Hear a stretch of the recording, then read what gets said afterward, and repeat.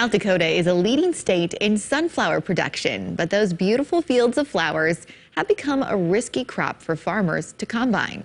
In tonight's Eye on KELOLAND, Ariana Schumacher shows you the farm equipment scorched by sunflowers. This brand new tractor has only been on this Mount Vernon farm for 3 weeks. What started as a day of planting into sunflower stubble quickly turned into a disaster as Charlie Edinger's new tractor went up in flames in a matter of minutes from the dry stalks. So I immediately was trying to do the best I could to reach in and grab and pull stalks out. And after 20 seconds, I knew it was kind of a lost cause.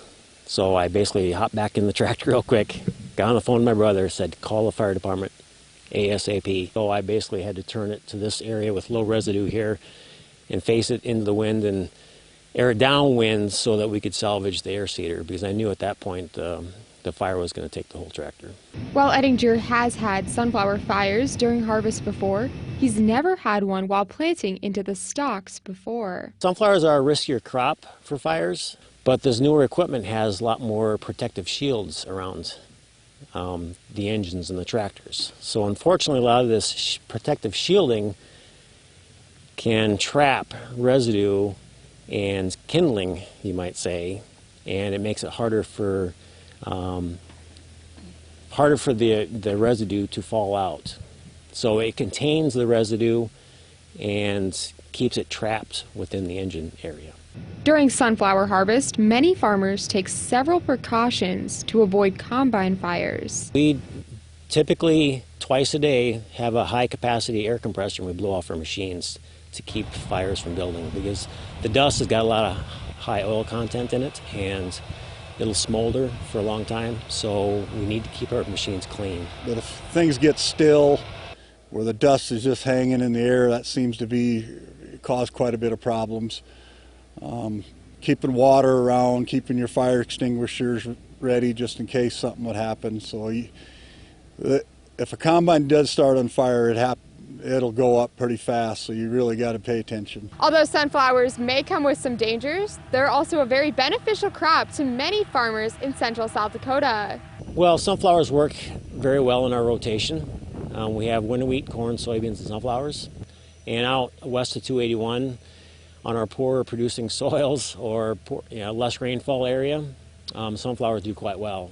And this year we actually dropped our soybean acres and increased our sunflower acres due to the expected dry conditions, and they have been a very profitable crop for us. Just the cost and the revenue per acre is still high, and then of course they handle the drought better.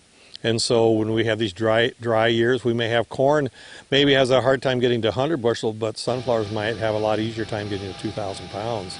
And so we're almost being able to yield more revenue per acre than any other crop.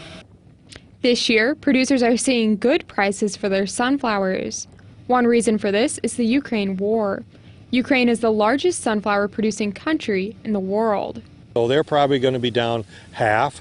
And I mean, they produce 60% probably in that area of all the sunflowers. So that's a big chunk to take down. So we're probably going to be looking at initial prices and at 27 to 28 cents per pound right here to start with. And then as we begin to count those acres and we're short, it could move upwards.